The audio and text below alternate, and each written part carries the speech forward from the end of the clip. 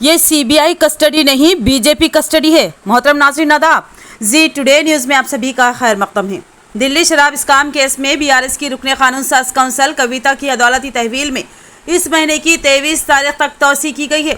CBI के ओहदेदारों ने कविता को दिल्ली के रॉस एवेन्यू कोर्ट में पेश किया। इस मौके पर मरकजी तहकीकाती एजेंसी के वकील ने कविता को 14 दिनों के लिए तहवील में देने की दरख्वास्त की। ताहम अदालत ने 23 अप्रैल तक उनको तहवील में देने का फैसला सुनाया। अदालत से जाते वक्त कविता ने मीडिया को बताया कि ये सीबीआई तहवील नहीं बल्कि बीजेपी की तहवील है। वाज़ेह रहे कि कविता को पहले ईडी ने शराब स्काम मामले में गिरफ्तार किया और उसके बाद सीबीआई ने उन्हें गिरफ्तार किया था।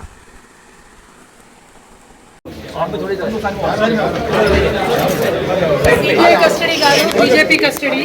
బయట బీజేపీ వాళ్ళు మాట్లాడేది లోపల సిబిఐ వాళ్ళు కూడా అడుగుతున్నారు. అడిగిందే అడుగుతున్నారు. 2 నెలల నుంచి నథింగ్ న్యూ.